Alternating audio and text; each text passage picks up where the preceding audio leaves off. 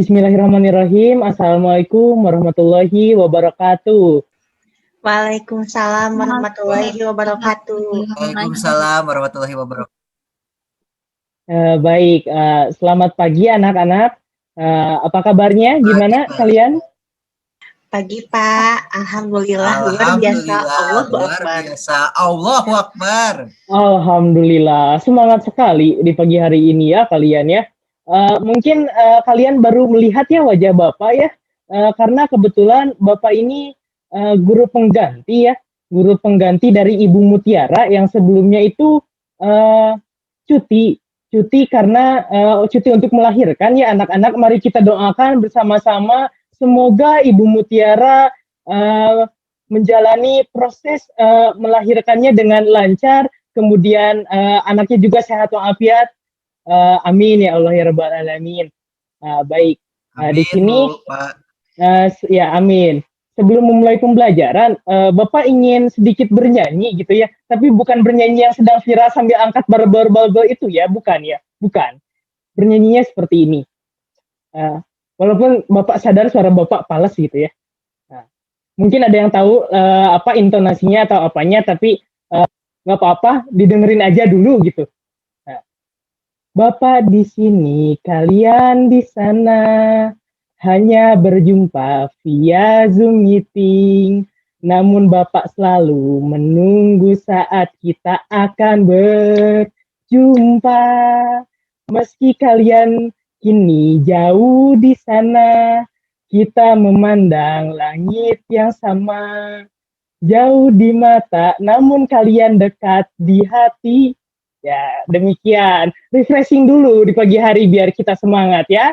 Anak-anak, oke.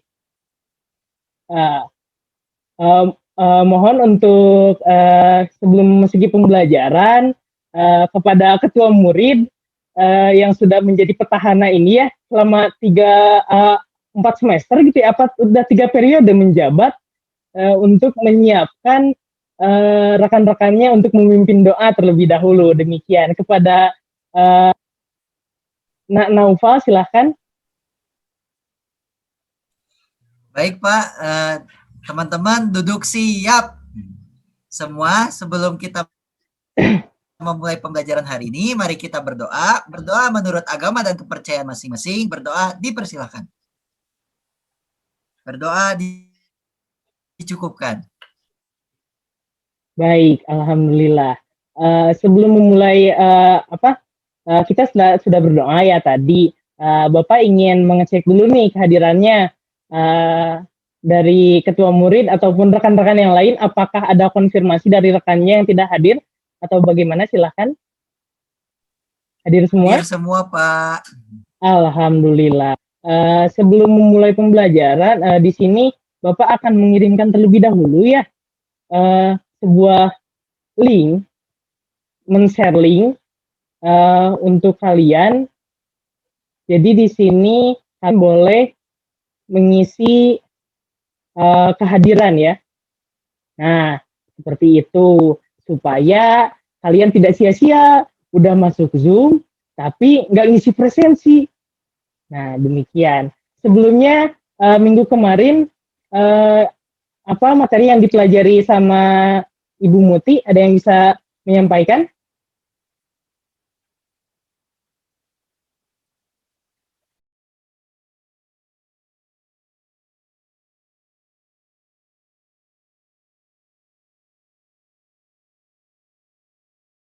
Tuh, mohon maaf ya tadi agak sedikit nge-freeze, mungkin karena terlalu lama di kutub utara.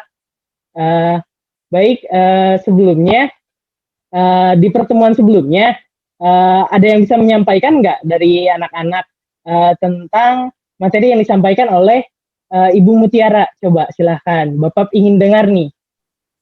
Saya Pak. Iya, silahkan, Noviani. Di minggu kemarin dengan Ibu Mutiara kita bahas tentang hakikat demokrasi Pak. Oh iya, hakikat demokrasi ya, menarik itu, mantap betul. Coba ada yang bisa menjelaskan nggak sedikit saja secara sederhana mengenai hakikat demokrasi itu? Novi aja Pak. Oh iya, boleh, silakan. Nah, jadi hakikat demokrasi. Nah, jadi untuk mengetahui hakikat demokrasi, kita harus mengetahui dulu asal kata demokrasi itu sendiri. Nah, demokrasi ini berasal dari dua kata dari bahasa Yunani, yaitu demos dan kratos atau kratein.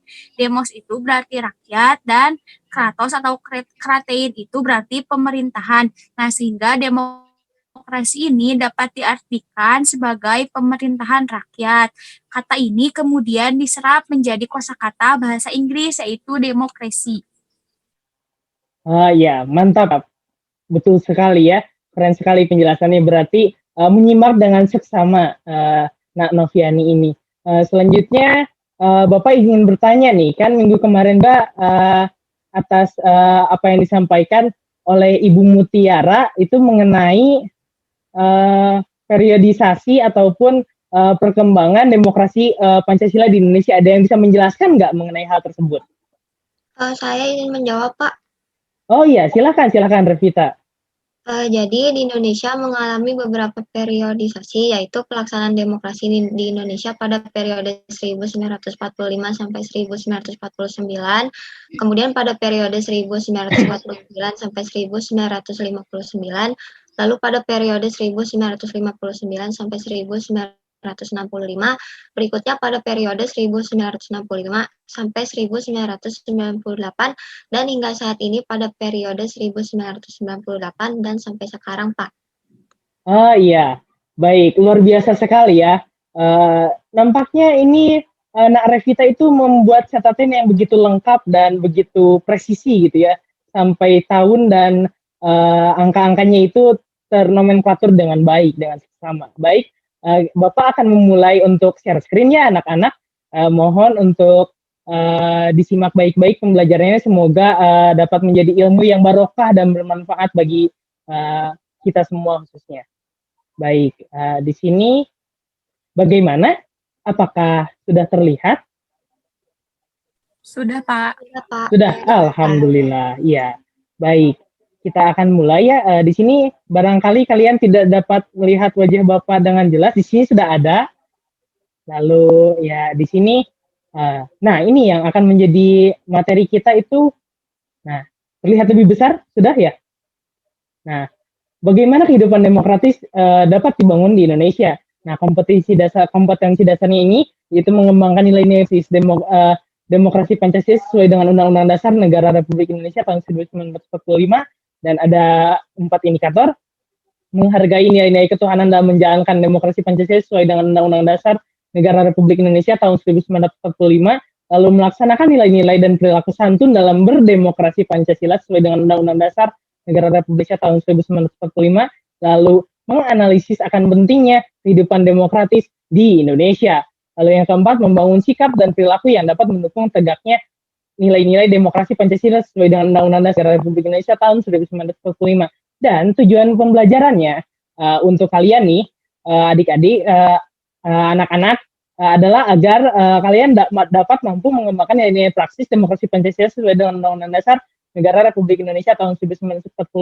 Tapi lebih jauh dari itu, Bapak berharap dengan pembelajaran kali ini kalian dapat menjadi mendapatkan bekal yang bermanfaat dan berguna untuk masa depan nanti. Nah, baik, untuk yang selanjutnya ini ada infografis yang memang mungkin sedikit sulit dibaca karena memang ada ya cukup lumayan bisa dibaca, tapi sudah Bapak sharekan ya di grup WhatsApp ya, tapi bukan di grup WhatsApp keluarga, di grup WhatsApp keluarga kelas gitu ya, keluarga kelas IPS 4, demikian.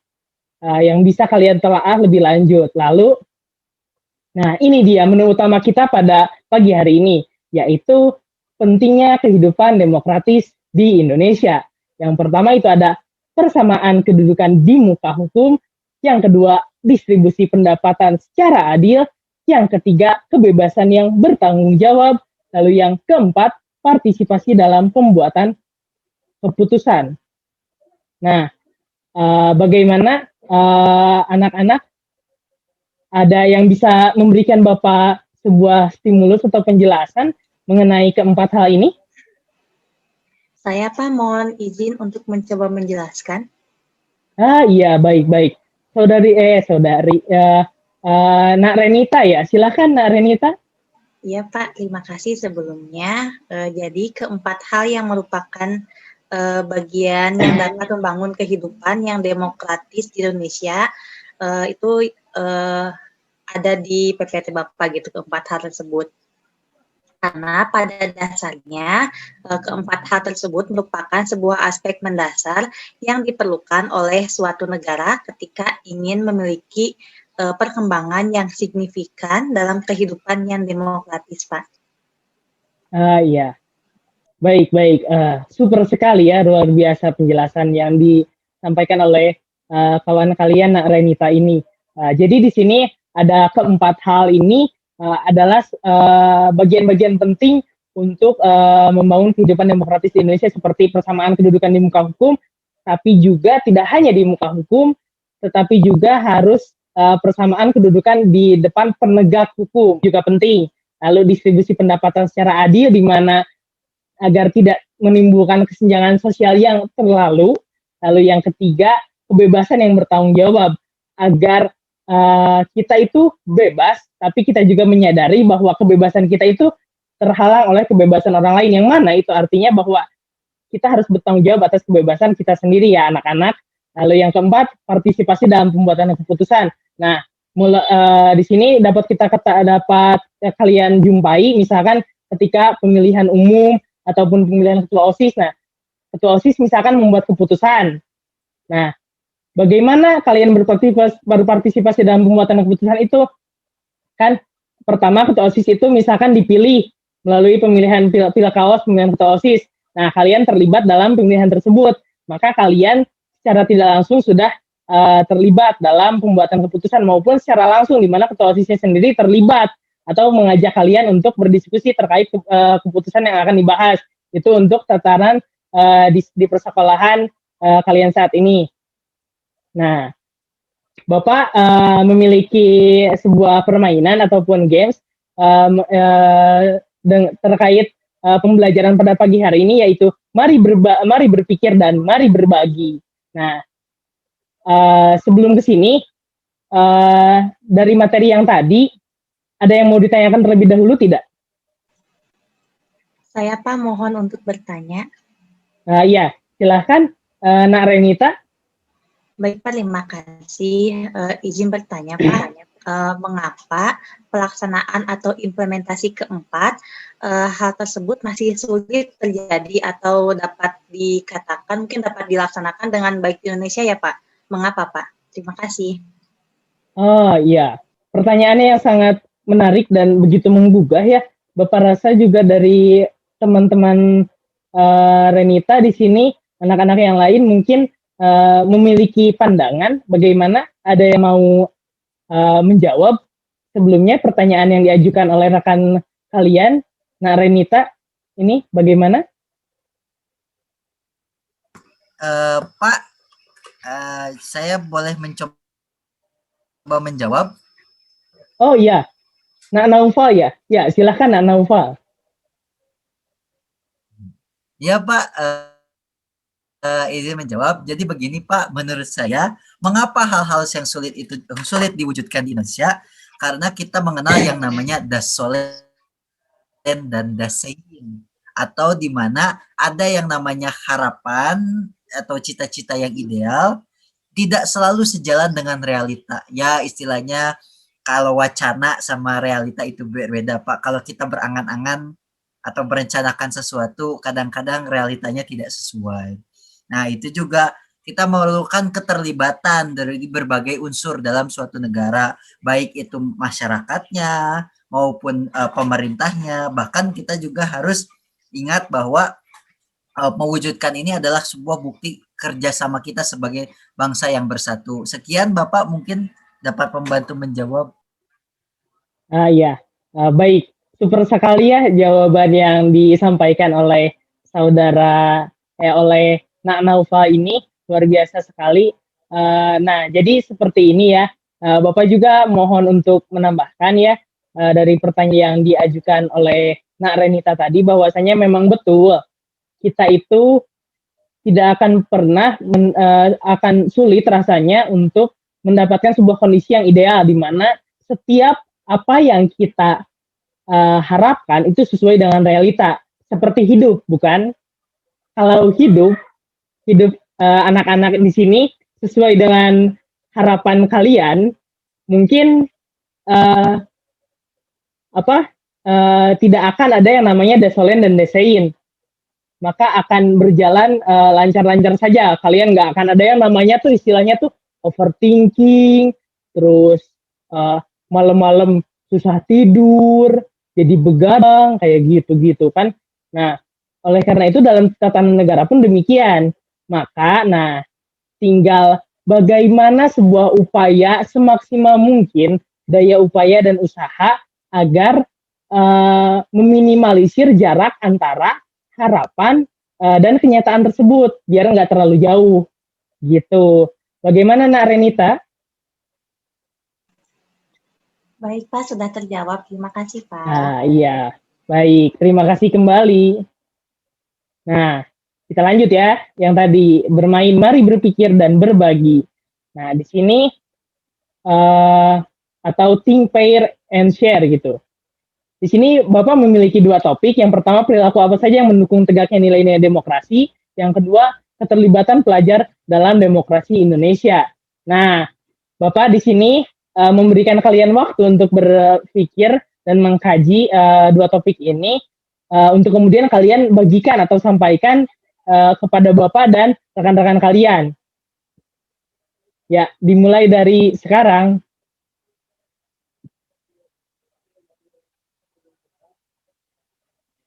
Nah, sudah ya, sudah 3 menit. Tidak terasa bukan? Iya, memang tidak terasa.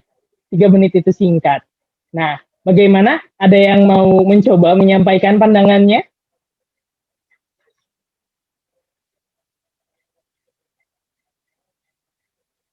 Bagaimana anak-anak? Saya Pak, saya. Saya Pak. Oh iya, ya, silahkan. Untuk tadi ya, Nak Naufa dan Nak Noviani.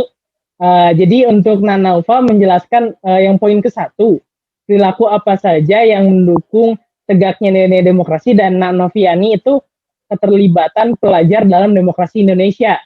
Nah, silakan untuk Nak Naufa terlebih dahulu. Baik, terima kasih Bapak. Jadi dalam pandangan saya bahwa beberapa perilaku yang dapat mendukung tegaknya nilai-nilai demokrasi adalah yang pertama, berbuat sesuai dengan aturan dan atau hukum yang berlaku. Yang kedua, bertindak demokratis dalam segala hal, jangan memaksakan kehendak kelompok apalagi mayoritas.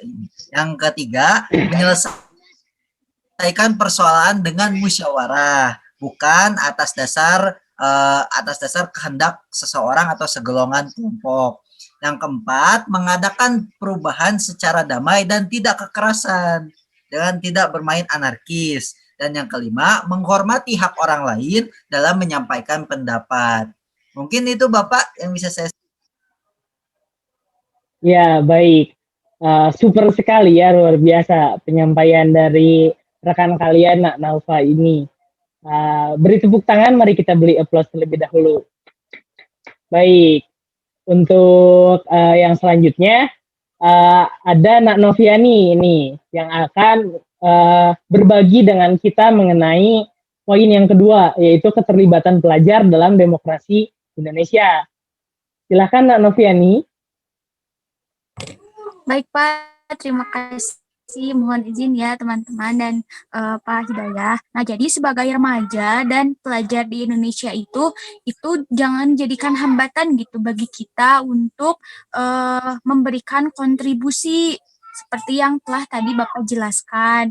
Namun misalkan karena saya masih pelajar nih, kontribusi yang saya berikan tuh belum bisa yang besar, jadi tidak apa-apa dimulai dengan cakupan yang kecil dan dekat dengan lingkungan kita. Misalnya saya berupaya untuk melaksanakan sikap dan perilaku yang mendukung tegaknya nilai-nilai demokrasi.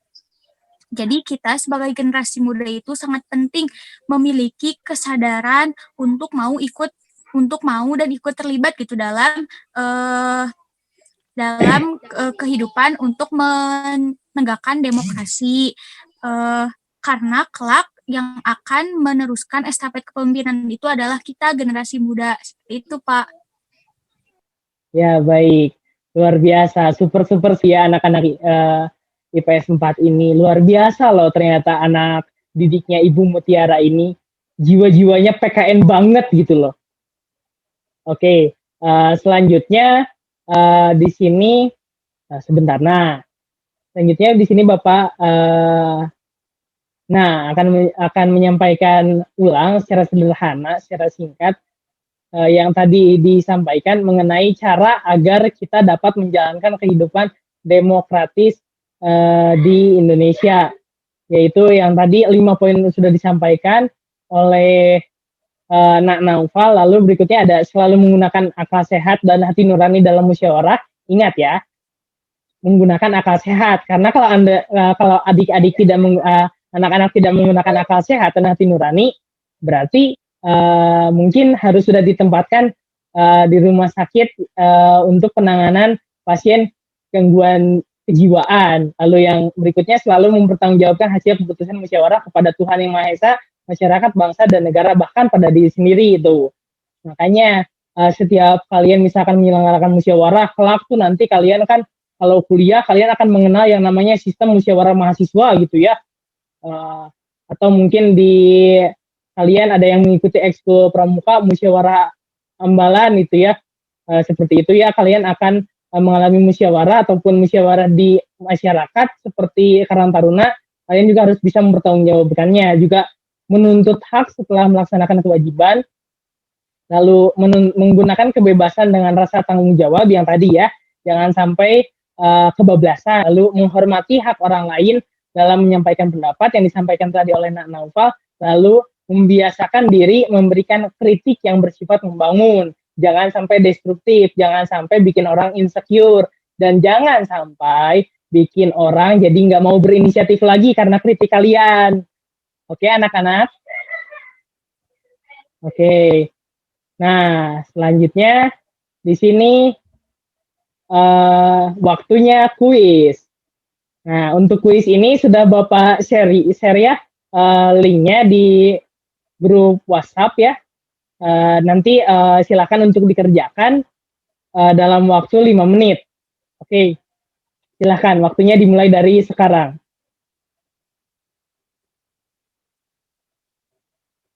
Sudah? Nah, seperti itu.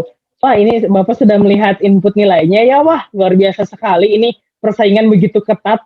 Bahkan peringkat terakhir dengan peringkat pertama pun nilainya hanya selisih 4 ini. Wah, luar biasa. Bisa terjadi seperti ini rupanya. Memang Masya Allah sekali. Saya Bapak ucapkan terima kasih ya untuk terima kasih. Mohon maaf kepleset. Bapak ucapkan selamat untuk Nak Noviani sebagai peringkat pertama, walaupun poinnya itu tipis-tipis dengan peringkat 2 dan 3 gitu ya. Tapi Bapak ucapkan selamat dan tepuk tangannya terlebih dahulu untuk kita semua, untuk kalian semua. Luar biasa. Oke. Nah, selanjutnya ada sebuah refleksi sederhana. Mungkin kalian seringkali melihat tokoh ini atau figur ini. Ada yang sudah pernah lihat kan? Atau belum pernah? Mungkin nanti kalian akan melihatnya. Sebentar, Bapak akan ganti dulu share screen.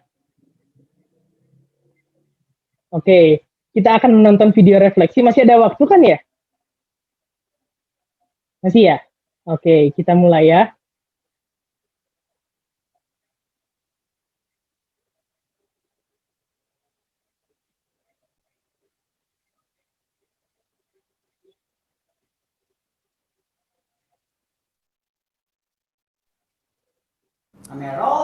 Stand by and action. Terdengar tidak?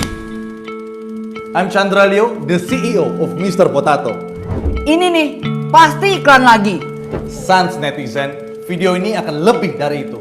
Karena gue akan bahas rasa bangga dengan Indonesia. Wah, tumben bahasnya kayak gini. Sekarang gue mau tanya, Apakah kalian bangga dengan Indonesia? Ya bangga. Bangga. Oh bangga banget. Cara kalian nunjukin rasa bangga kepada Indonesia bagaimana? Gua itu bangga karena ras banyak, jadi kita banyak teman, gokil, gaul gitu. Indonesia banyak pulau dan pulaunya itu indah-indah. Salah dong, itu kan alasan kenapa kalian bangga dengan Indonesia. Pertanyaan gue, cara kalian menunjukkan rasa bangga kepada Indonesia bagaimana? Indonesia banyak pulau dan pulaunya itu indah-indah. Kok jawabannya sama? Pulaunya itu indah-indah. Cara kalian menunjukkan rasa... Pulaunya itu indah-indah. Editannya jangan diulang-ulang mulu. Pakai footage selanjutnya dong, oke? Cara kalian menunjukkan rasa bangga kepada Indonesia bagaimana?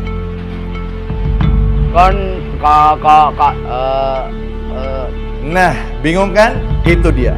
Banyak orang Indonesia yang bingung akan hal ini. Di sini gua akan memberikan contoh cara menunjukkan rasa bangga kepada Indonesia yang baik dan benar.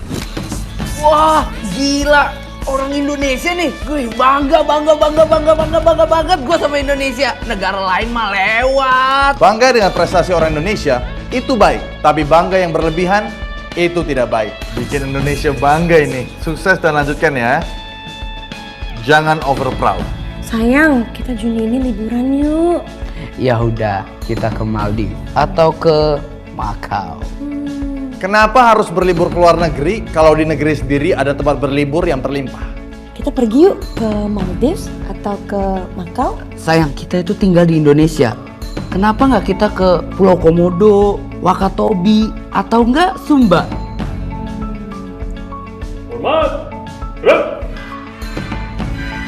Aduh, upacara lagi ya?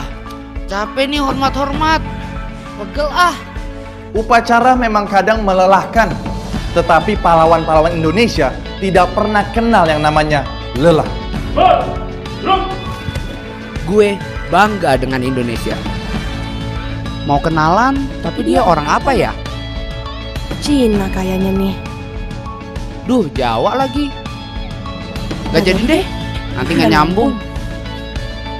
Berbeda ras atau suku, itulah bangsa Indonesia. Tetapi tidak mau menerima perbedaan ras atau suku lain, itu bukanlah bangsa Indonesia. Halo, Hai. kenalin, Tommy.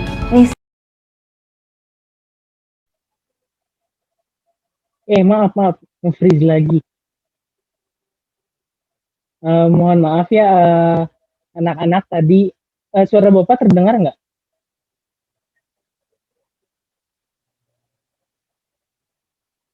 Halo?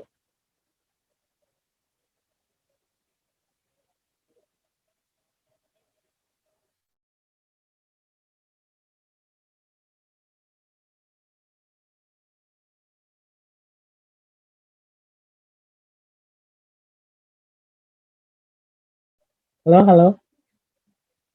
Halo Pak. Nah iya, mohon maaf ya tadi nge-freeze lagi seperti biasa. Bagaimana tinggal sedikit lagi videonya, masih mau disimak tidak? Sedikit lagi saja ya, hanya 1 menit.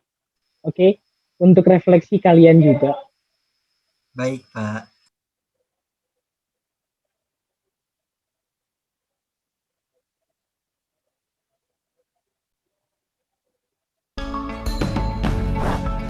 Chan, ini bukan 17 Agustus. Belum momennya lu post-post soal bangga dengan Indonesia.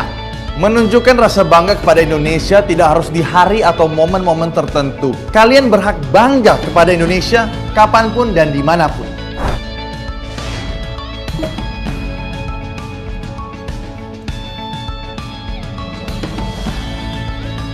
Mas, mau pesen dong?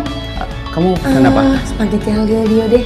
Coba yang lain deh, kita coba rasanya gimana? Boleh, tapi ini aja, cordon bleu. Makanan-makanan luar negeri bisa dibilang memang enak.